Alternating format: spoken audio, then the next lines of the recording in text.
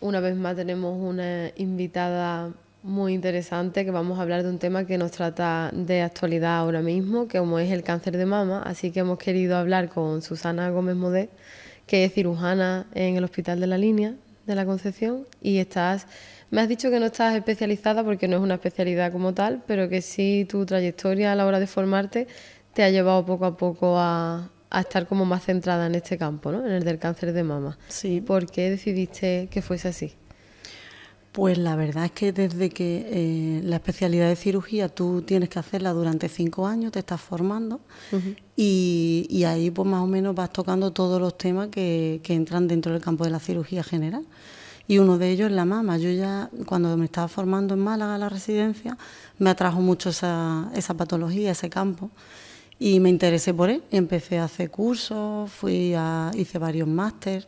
También tuve suerte de que cuando llegué a Algeciras se me brindó la oportunidad, porque yo antes trabajaba en el hospital de Algeciras, y con la persona que di, pues se me brindó la oportunidad de formarme cada vez más, un poquito más, y así poco a poco pues llevo ya un montón de años haciendo esta subespecialidad, o como lo llamemos más o menos. ¿Y qué es lo más difícil a la hora de tratar a mujeres que padecen esta patología? Lo más difícil yo creo que es el primer momento, porque bueno, para la mujer la mama es un órgano muy sensible, también el cáncer de mama es muy frecuente y la paciente tiene mucha temeridad cuando llega a la consulta. Entonces yo creo que hay que ser sensible y conectar con ella, porque tienes que ponerte en su lugar. Claro. Y creo que ese primer momento quizás sea lo más duro para ti, porque te enfrentas a darle el diagnóstico y a explicarle. Cuando una paciente recibe el diagnóstico, se viene abajo totalmente. Entonces tú tienes que conducirla, intentar explicarle todo lo que conlleva, cómo se van a hacer las cosas en unos cuantos minutos. Entonces hay que conectar muy bien para que esté tranquila y entienda bien que todo esto está bajo control y que hay que hacerlo poco a poco, un poco que confíen en ti y confíen en lo que se va a hacer. Yo creo que ese es el más duro, cuando la persona ve que tú sabes, que tú la vas a conducir en su trayectoria en este momento, se dejan llevar y ya confían en ti y entonces es más fácil todo. Pero ese momento es muy duro, porque la paciente viene y hay pacientes que no lo saben y tú se lo tienes que decir. Algunas se lo esperan y otras no se lo esperan. La verdad, y ese momento creo que es el más duro. Entonces la relación de confianza con el paciente es importante. Yo creo que es lo que más. Sí, sin duda. Que hemos hablado antes de empezar la entrevista de que cada vez hay más casos en mujeres más jóvenes. ¿Por qué crees tú que se da eso? Bueno, hay muchos factores de riesgo y eso no está demostrado con estudios, que todo el mundo habla que sí, la alimentación, que sí, bueno, las fábricas en general. Yo creo que la incidencia de cáncer de mama no es especialmente mayor en ningún sitio, sino que a nivel mundial aumenta el número de pacientes diagnosticadas, que también creo que es por las pruebas de imagen, que cada vez son mejores. Se hacen a pacientes más jóvenes y las pacientes tienen como más facilidad para acceder a las pruebas, ¿no? Antiguamente era más difícil y entonces pienso que eso tiene que ver, aunque también sea, no sé, la alimentación, los factores de la fábrica o de tóxicos que pueda haber en el ambiente, pero demostrado en estudios que se hayan hecho, no hay nada que nos diga esto es lo que está causando que se diagnostiquen pacientes más jóvenes. Pienso que tiene que ver mucho las pruebas de imagen, que cada vez se hacen mejores. Que siempre hay factores de riesgo, ¿no? Como a lo mejor fumar, ¿no? O llevar una mala alimentación, pero no tiene por qué ser una causa directa. Directa, ¿no? Claro. No, causa directa del cáncer de mama tampoco existe como tal. Solo los factores genéticos, que tenga una mutación genética sí que está muy relacionado con el riesgo de padecer cáncer de mama, mucho más. Si en tu familia, en las mujeres de tu familia o las pacientes que han padecido cáncer en tu familia tienen una mutación genética, sabes que el riesgo que tienes tú de padecer cáncer de mama es más alto.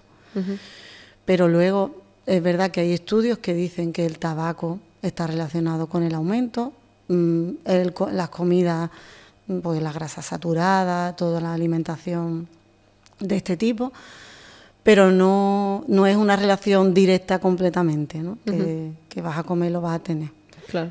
El tratamiento hormonal también se ha relacionado con el cáncer de mama, pero tiene que ser durante muchos años tomando un tratamiento hormonal y solo está relacionado con un tipo de cáncer de mama. ¿Ah, sí? Sí. Se asemeja un poco al cáncer de pulmón con el tabaco, que tiene una relación directa, pero no todos los cánceres de pulmón, sino con un tipo específico de cáncer de pulmón. Por el cáncer de mama igual. Las hormonas se relacionan con un tipo específico, no con todos. Cuando hablamos de hormonas hablamos de, por ejemplo, la pastilla anticonceptiva. Exacto, sí. Y también las que se toman en la menopausia, ¿no? Creo que lo comentaste en la charla que diste con la Asociación de los Amigos de la Biblioteca. ¿Y eso es un descubrimiento nuevo? No, eso de relación ya se conoce de hace tiempo. La toma de pastillas anticonceptivas están relacionadas con diferentes riesgos. Uno de ellos es, si la tomas durante muchos años, el efecto acumulativo te puede dar lugar a padecer un cáncer de mama, pero de tipo, está relacionado con las hormonas, los demás no, y hay más. Y también está relacionado con las trombosis, pero claro, como yo expliqué en la charla y suelo decir siempre, y es que es así, vamos, que en la medicina todo es un riesgo-beneficio, entonces hay que sopesar. Siempre cuando vas a tomar un tratamiento, todos los tratamientos tienen sus riesgos, pero hay que sopesar si te merece la pena o no tomarlo. Claro, entonces, es que recientemente hay como una corriente que yo veo sobre todo en internet y con mujeres jóvenes de rechazo a la píldora anticonceptiva por eso, por el tema hormonal. ¿Tú lo recomendarías o crees que pueden haber otros métodos mejores? Claro, también hay otros métodos anticonceptivos de barrera, ¿no? Que no son hormonales. Yo creo que, por ejemplo, si es una paciente, una persona, una mujer que ha tenido en su familia muchos antecedentes de este tipo de cáncer de mama, de tipo hormonal, quizá estaría, en esas personas, estaría bien no tomar ese tipo de anticonceptivos. Pero si en tu familia no hay ningún antecedente y tú tienes la necesidad de tomar una píldora anticonceptiva, ya sea por anticoncepción o sea por otro tipo de tratamiento, por el ovario poliquístico o por el acné o por lo que sea, pues lo toma. No tiene por qué pasar nada. Claro, tampoco está en una relación directa o durante un tiempo. Pero que no sea a lo mejor muchos años. Muchos años, claro. Yo, por ejemplo, he tomado pastillas anticonceptivas muchos años y yo no sabía que se corría ese riesgo. Ya, por ejemplo, creo que no la voy a tomar nunca más. Claro, pero yo también, de hecho, la he tomado muchos años y estoy aquí metida en este mundo, pero es verdad que es un poquito sopesar tu antecedente, el riesgo que tú tienes de padecer eso y el beneficio que te puede aportar tomar el tratamiento. Claro. Más o menos casi todo es así, planteárselo de esa manera, vamos. Has dicho que hay distintos tipos de cáncer de mama, que en este caso sería el hormonal.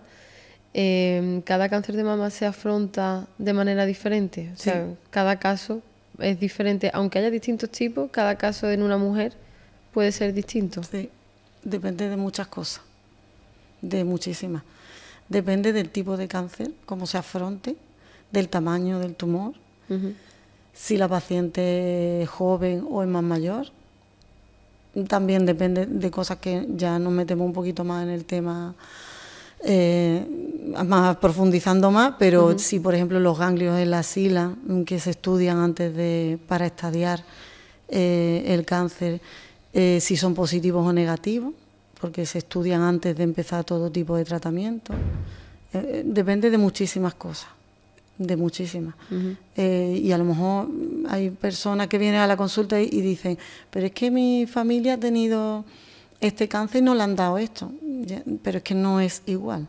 Ni tú eres la misma persona, ni el cáncer es igual. Y también hay estipulado para determinados tipos de cáncer un tipo de tratamiento. Todos los cánceres de mama no pueden recibir el mismo tratamiento, porque digamos que no son sensibles a ese tratamiento, ¿sabes? Dependiendo del tipo, hay que elegir el tratamiento más eficaz para la persona. ¿Y has tenido algún caso trabajando en la línea que se haya salido de la norma? Sí, continuamente. Es que sí, todos los casos que se diagnostican se presentan en un comité de tumores, que en este caso de tumores de mama, que hay un montón de especialistas, y para cada mujer y cada situación se decide un tipo de tratamiento. Porque tú imagínate que sea una mujer mayor que por el tipo de, te pongo un ejemplo, que por el tipo de tumor esa mujer necesite recibir quimioterapia antes de nada, pero esa persona tenga una cardiopatía, o sea, el corazón lo tenga mal, porque haya padecido un infarto, porque lo tenga insuficiente, por lo que sea. Esa mujer no puede recibir quimioterapia porque su corazón no lo va, entonces el oncólogo no lo ve, decide que no es aconsejable para esa paciente y tenemos que cambiar totalmente de estrategia y tenemos que ir a cirugía primero. Y a lo mejor su tratamiento pues será cirugía y radioterapia, o eso es uno de los múltiples ejemplos.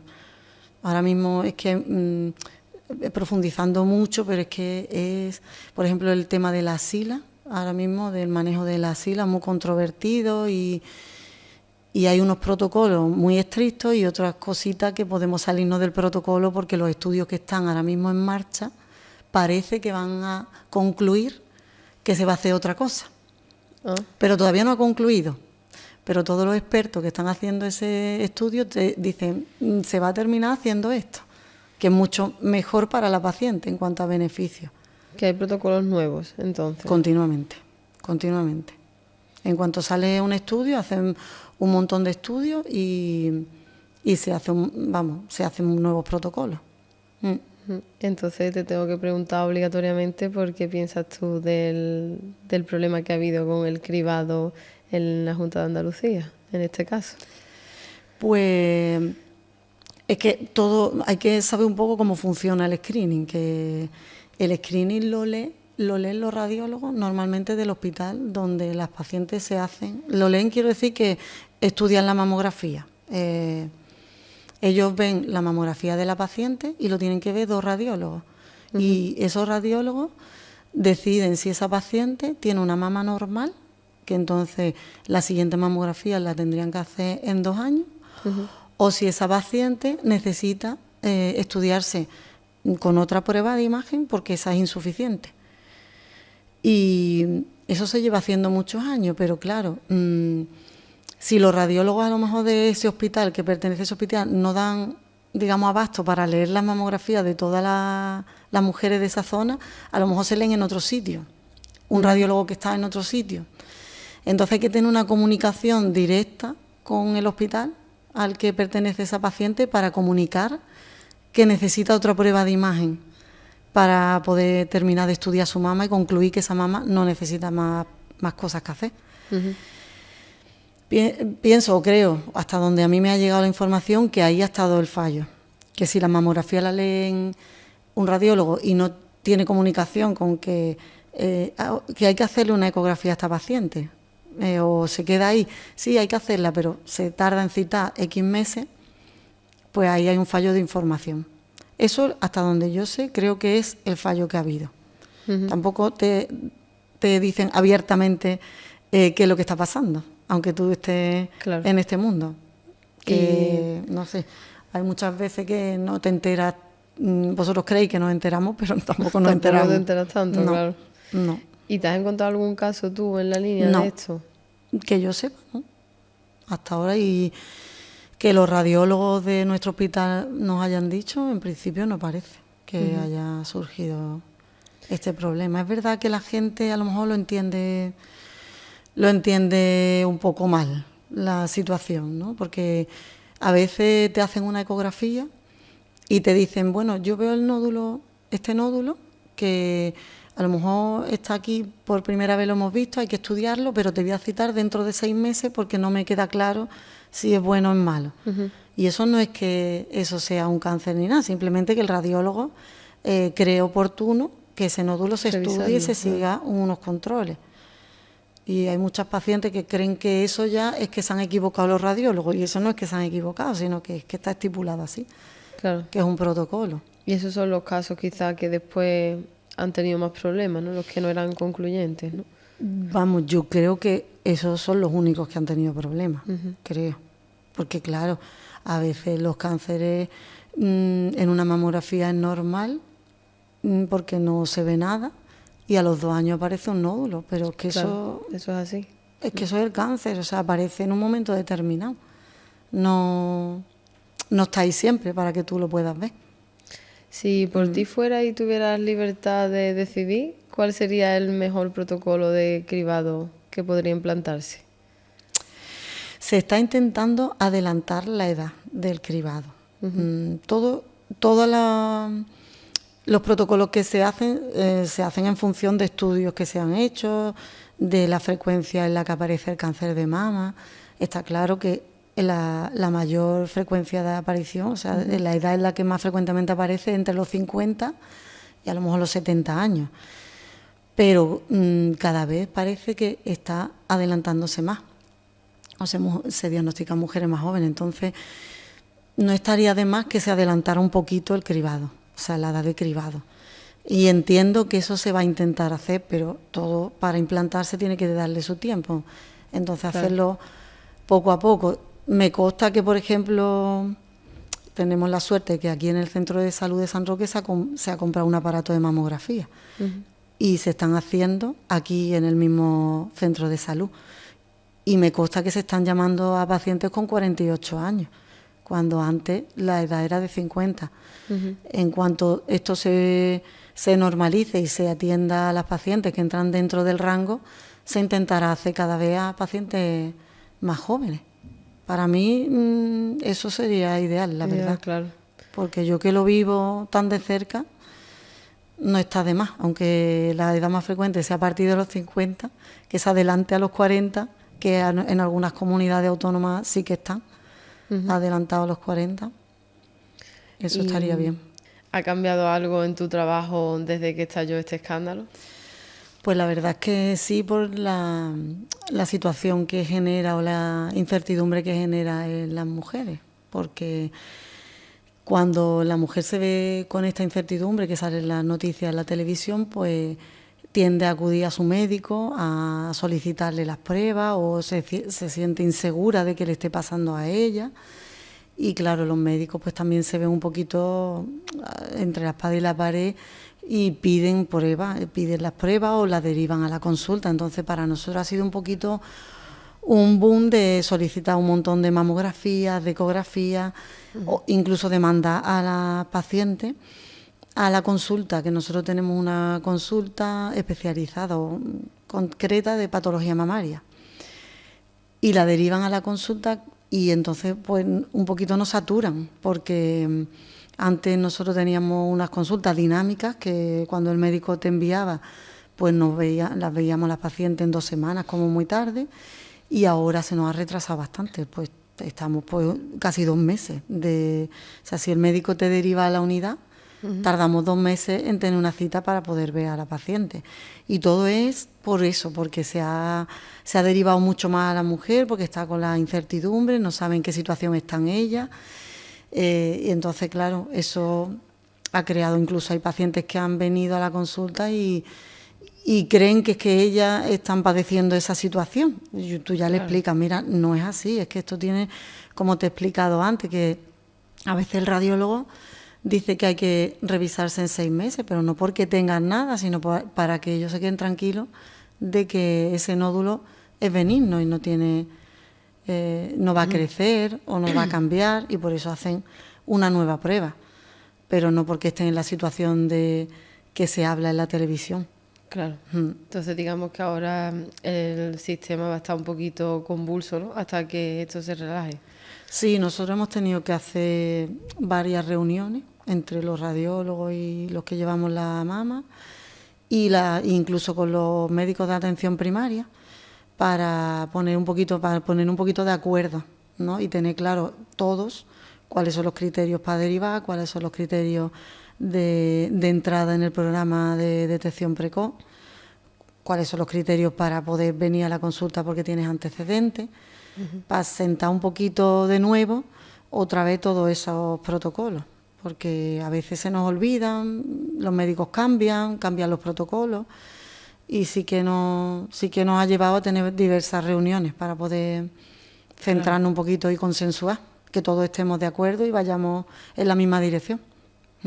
Entonces, ¿hasta qué punto crees que la intervención política os puede afectar o puede ayudar o no ayudar en estos casos?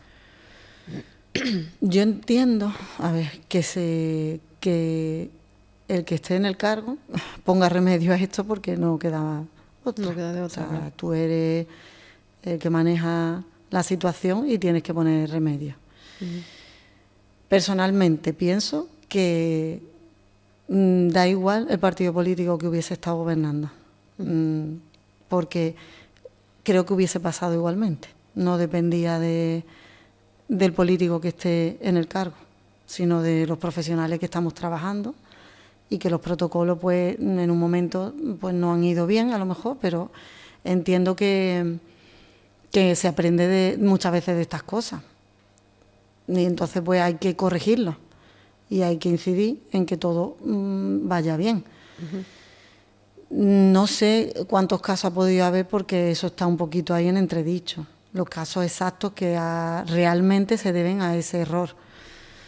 Lamentablemente pues los errores ocurren y hay que corregirlos como se pueda y no me cabe la menor duda que haya que contratar más especialistas o que haya que poner remedio y sentarse a negociar esto, pero creo personalmente que no ha dependido del partido político que esté gobernando en ningún sitio, sino que lo que nos ha tocado el error que ha sucedido, pero no va a depender del que esté sentado en ese momento ahí. Vale, y a la hora del cáncer de mama, volviendo al tema, ¿crees que es importante ser madre o quizás no es tan importante a la hora de prevenirlo? A ver, el cáncer de mama los estudios dicen que el embarazo te protege contra el cáncer de mama. La lactancia te protege contra el cáncer de mama. Pero ¿por qué? Esto todo, mirándolo a nivel del organismo y fisiológico, es porque el ovario está sin funcionar. No libera estrógeno, que es lo que puede hacer que en un momento determinado te aumente el riesgo de cáncer de mama. Y entonces volvemos a lo mismo de antes. En este caso, el cáncer que está relacionado con esta situación es el hormonal. Los demás no estarían relacionados. El cáncer hormonal sí que lo protegería, porque todas las situaciones en tu vida que te lleven a disminuir los niveles de hormonas en tu organismo te van a llevar a proteger contra ese cáncer. Pero el hormonal, los demás no. Entonces, parte de los cánceres de mama sí que te pueden hacer que te proteja el embarazo o la lactancia, sobre todo la lactancia también, porque muchos meses o incluso años de lactancia que estás ahí sin tener la regla y sin ovular, claro, sin que tu ovario funcione, libere los óvulos y funcione a nivel hormonal. ¿Y cuántos tipos de cáncer de mama hay? Pues en principio hay los luminales, se llaman luminales, los que son hormonales. También hay algunos que son mezcla, que tienen hormonas y tienen otro tipo de receptores. Dentro de los luminales hay dos tipos, que dependen de un marcador. Luego está el triple negativo, que es que no en su membrana no tiene ningún tipo de receptor. y otros que son los ERDOS. Nosotros los dividimos ahora mismo en 4 tipos, así a grosso modo en 4 tipos, para tomar decisiones. ¿Y hay alguno que sea peor?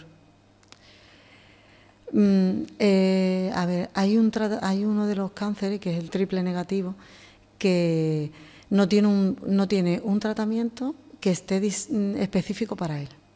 Es decir, el triple negativo se le puede dar quimioterapia. De hecho, el tratamiento, la mayoría de ellos se inician su tratamiento por la quimioterapia, pero porque es una quimioterapia, digamos, estándar, que no es una quimioterapia que esté completamente dirigida, porque no hay un receptor en su membrana, no hay un marcador específico contra el que se pueda dirigir ese tratamiento, como por ejemplo es el ER2, que tiene unos tratamientos súper dirigidos. Entonces, en cuanto a comportamiento del tumor, son un poquito más agresivos los triples negativos y los ER2. Pero claro, tienen sus tratamientos dirigidos a ellos y la mayoría tienen muy buenas respuestas. Entonces, si tú dices, si tuviese un cáncer, ¿cuál querría yo que me tocase? Entonces no lo tendría muy claro, porque vale que son más agresivos en cuanto al comportamiento, pero tienen sus propios tratamientos que están dirigidos especialmente a ese tipo de tumor y tratamientos que tienen muy buena respuesta. Entonces, una cosa compensa un poquito la otra. Pero digamos que los hormonales, los luminales, son los que tienen un comportamiento menos agresivo. Están relacionados con una supervivencia libre de enfermedad, que así se llama, más larga. Posibilidades. ¿Y hay una media alta de que esos tipos de cáncer pasen a ser metástasis o no es tan común? Pues lo mismo, los cánceres que son más agresivos en cuanto a metástasis son el triple negativo. Por eso es un poquito más agresivo en su comportamiento. Tiende a crecer un poquito más y ser más invasivo y ser como un poquito más rápido en eso.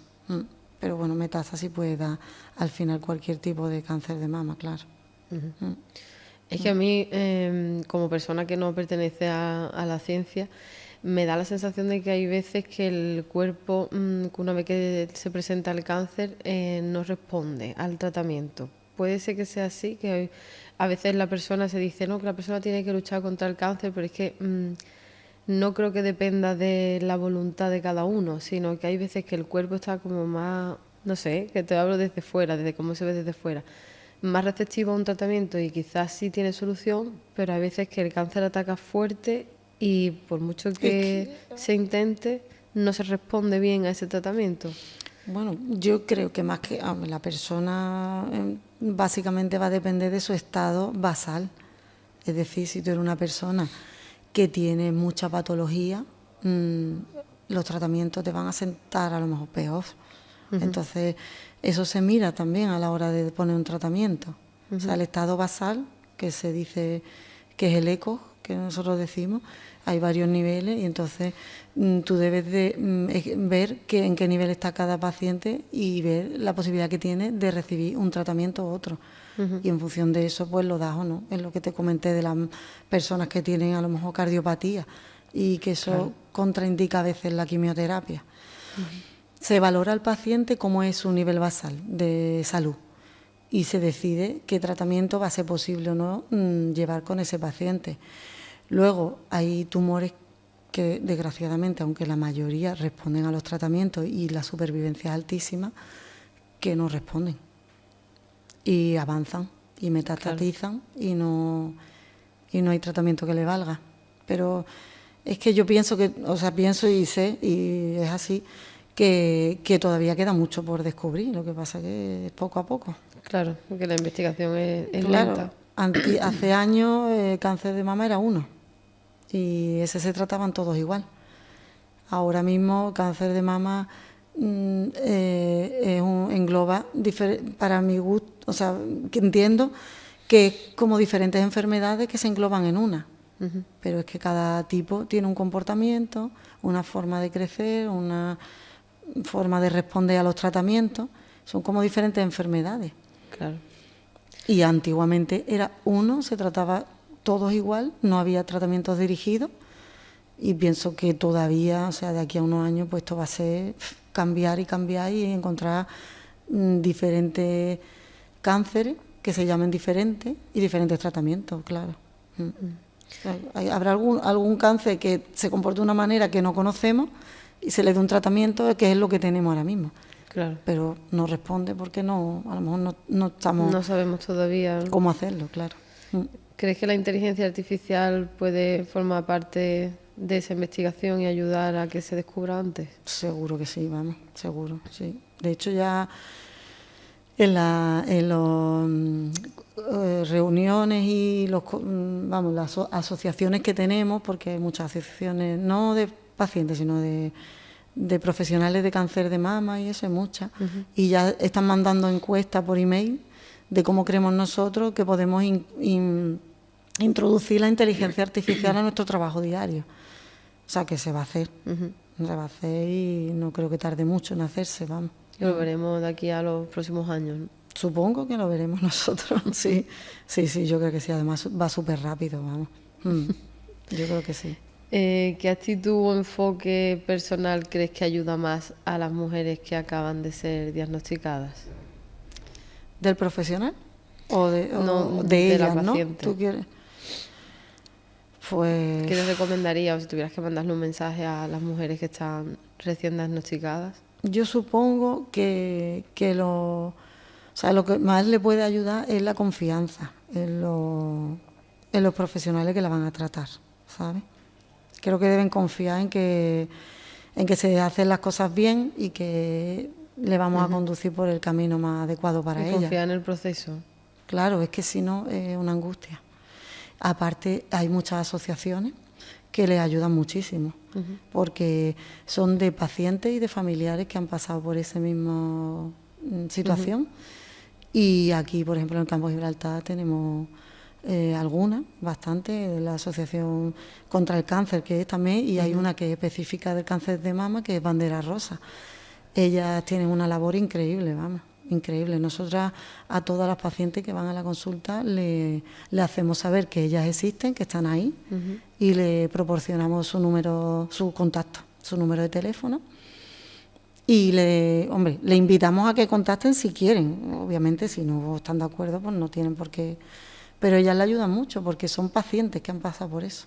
Claro. Y todas las dudas que ellas puedan tener desde el punto de vista de paciente, no de los profesionales, yo le puedo explicar todo a lo que se va a enfrentar, cómo hay que hacerlo, pero la parte más humana, a lo mejor, de cómo afrontarlo en su familia, si tienen niños pequeños. Hay psicólogas que le ayudan en las asociaciones y todo eso pues le ayuda mucho. Y suelen contactar con ella, y incluso para decidir, a lo mejor si nosotros le ponemos en la incertidumbre de qué tipo de cirugía hacer, por ejemplo, y la paciente no está convencida, ellas le pueden ayudar a tomar decisiones, vamos. Pues qué bien. Es muy importante su labor, la verdad que sí. Pues muchas gracias, Susana. Ha sido una entrevista que hemos aprendido mucho de lo que nos has contado, y espero que las que nos están escuchando, que a lo mejor lo padezcan, sientan esa confianza a pesar del problema que ha habido, que yo creo que ha sido muy mediático, ¿no? Sí, yo pienso que también, que se aprovecha un poquito la situación pues, para lanzar, como siempre estamos acostumbrados a lanzársela contra unos y otros, pero bueno, las pacientes es lo primero, y corregir las cosas pues importante. Si ha pasado, pues se tendrá que corregir, pero es verdad que el programa funciona realmente bien y es lo que hay que transmitirle a las mujeres. Y hace años no teníamos esa posibilidad, ese programa. Y bueno, poco a poco pues se intenta mejorar todo. Y pienso que hay que confiar en eso, en que tenemos esa oportunidad de hacernos la mamografía, y que hay que confiar, vamos, que se haga bien. Perfecto, pues muchas gracias. Pues nada, muchas gracias a vosotros.